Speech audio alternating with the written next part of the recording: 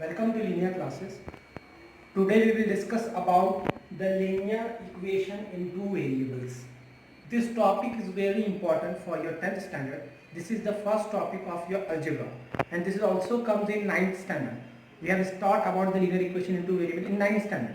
Now we will again we have to study about the linear equation in two variable in 10th standard. Then what is the linear equation and variable? Let's come to the introduction and basic part of the linear equation and variable. Then we will go to the examples and sums. Okay, so let me explain in Hindi. ध्यान दें introduction.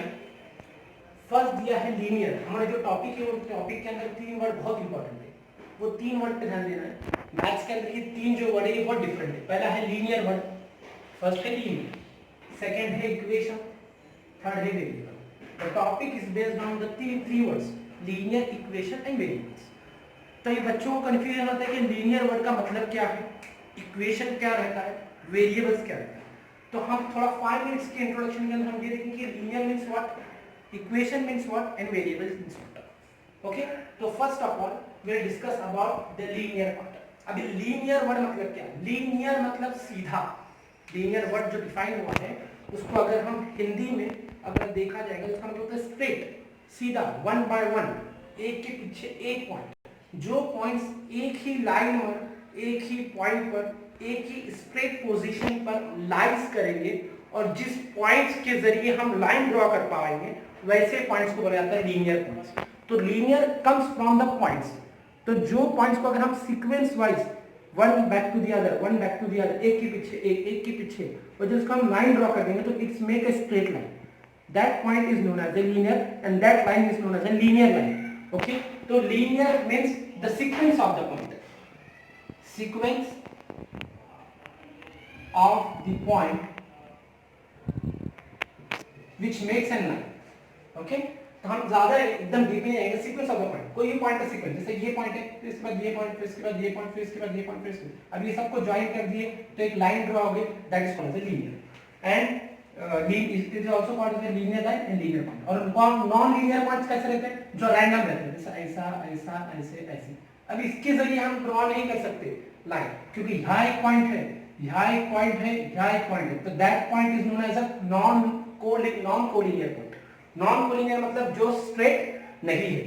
तो हम इसके बारे में discussion कर रहे हैं. तो लाइन में नॉन कोलिनियर पॉइंट्स नहीं आते, सिर्फ लीनियर पॉइंट्स आते हैं. ओके, वो मतलब साथ. Now let's go to the next word, equation. What is equation? Equation मतलब नेम ऑफ द लाइन. अभी हम जब लाइन ड्रॉ करेंगे तो बहुत सारे लाइंस ड्रॉ होंगे. एक अगर मैंने X axis Y axis draw करा तो there are many types of line, many forms of line, many position of line. अभी हर एक लाइन को डिफाइन कैसे कर पाएंगे? क्लासिफाई. जैसे फॉर एग्जांपल एक क्लास में नंबर ऑफ स्टूडेंट्स प्रेजेंट है और सब बॉयज है, तो सबका कॉमन नेम क्या हो गया? बॉयज. लेकिन सब बॉयज का इंडिविजुअल नेम है, तो हर एक को इंडिविजुअल नेम से डिफाइन किया जाएगा. सबका कॉमन नेम बॉयज है, उसी तरह सबको कॉमन नेम लाइन दिया गया. लेकिन इक्वेशन लाइन को प्रेजेंट करता है कि ये कौन से पोजीशन में आ रहा है, ये कौन से डायरेक्शन में आ रहा है, ये कौन से रीजन में आ रहा है, ये कौन से क्वाड्रेंट में आ रहा है. तो इक्वेशन मींस व्हाट? अभी ध्यान देंगे, इक्वेशन मींस सपोज ये एक्स वाई कोऑर्डिनेट है और ये एक्स कोऑर्डिनेट है, और ये एक्स कोऑर्डिनेट और ये वाई कोऑर्डिनेट दोनों इंटरसेक्ट हो गए पॉइंट ओरिजिन पे. अभी मैंने यहाँ इधर एक लाइन ड्रॉ किया, इधर एक लाइन ड्रॉ किया, इधर एक लाइन ड्रॉ किया. This all three are lines. But हम इसको कैसा रिप्रेजेंट करेंगे? ये फर्स्ट लाइन है, ये सेकंड लाइन है, ये थर्ड लाइन है. लिखने के लिए ऐसे लिखते हैं, ये L1, ये L2, ये L3. But it is not satisfaction for the linear equation into variable. तो इक्वेशन का मतलब क्या होता है कि अभी जब मैंने लाइन ड्रॉ करा तो इसका नेम क्या है? तो इसका मैंने नेम लिख दिया सपोज 3x + 2y = 0 या 1 या 3, जो भी लिखा है सो एंड सो. तो this is the name of the equation. तो ये इक्वेशन का नाम ये लाइन का नहीं हो सकता, इसका कुछ अलग होगा. ये लाइन का कुछ इक्वेशन अलग होगा. सपोज ये लाइन का इक्वेशन हो जाएगा x = -4. सपोज ये लाइन का इक्वेशन होगा y = -1. तो हर एक की इक्वेशन के नेम्स अलग है. तो इक्वेशन मींस व्हिच डिफाइन, जो लाइन को डिफाइन करता है, सेग्रीगेट करता है, सेपरेट करता है कि ये लाइन का नाम अलग है, ये लाइन का नेम अलग है, ये लाइन का नेम अलग. तो equation means what?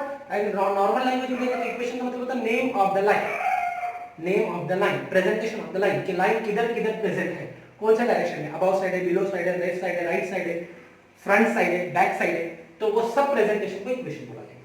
Now let's come to the variable. तो हमारा पहले लीनियर पार्ट हो गया, बाद में इक्वेशन हो गया. Now we are going to the variables. अभी वेरिएबल्स क्या है? वेरिएबल वर्ड डिफाइन हुआ है अननोन वैल्यू से। अननोन वैल्यूज मतलब क्या, कोई चीज का वैल्यू निकालने से पहले वो वैल्यू को डिफाइन नहीं किया जाता, तो उसको डिफाइन करने के लिए एक लेटर प्रोड्यूस किया गया, उस लेटर रिप्रेजेंट किया गया, वो लेटर को डिनोट किया गया। नॉर्मली ज्यादातर तो वेरिएबल्स के अलग अलग लेटर्स हैं, लेकिन कॉमनली जो नॉर्मली ज्यादातर यूज होते हैं वो है x, y। These two are the main variables. Actually variables बहुत सारे y, z, u, v, w, but we have used only x and y. This is the main variables. This is the common variable for all equations.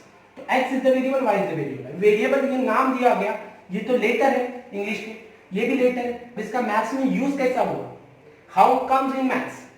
तो maths में x means what, it's not a letter, it is a value of anything, कोई भी चीज का value.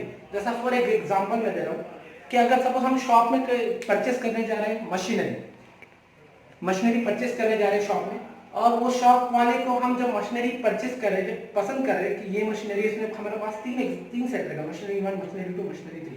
अभी हमको तीनों machinery से मशीन 3 पसंद है या सेलेक्ट करना है, हमको परचेस करना है, तब हम जब मशीन 3 को अगर ऑब्जर्व करेंगे तो मशीन 3 का सबसे पहले हमको प्राइस मालूम होना चाहिए, सेकंड उसकी क्वालिटी मालूम होना चाहिए, then we will select. Okay, जब वो सामने वाला सेल करेंगे और हम परचेस करेंगे। ओके, तो खरीदने से पहले, मशीनरी खरीदने से पहले उसका वैल्यू हमको नहीं पता था, उससे बोला जाएगा एक्स।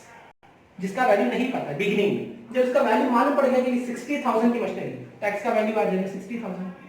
तो जब तक वैल्यूज नहीं पता रहेगा तब तक उसको एक्स और वाई नोट किया। सेम लीनियर इक्वेशन में जब तक वैल्यू डिफाइन नहीं होता तब तक उसको एक्स और वाई बोला जाता है। तो X Y means what, unknown numbers, unknown values of anything. तो रियल फॉर्म में मैंने बताया कि कोई भी चीज जब हम खरीदने जाते हैं तो उसका वैल्यू नहीं पता रहता beginning, that condition, that situation is known as a variable.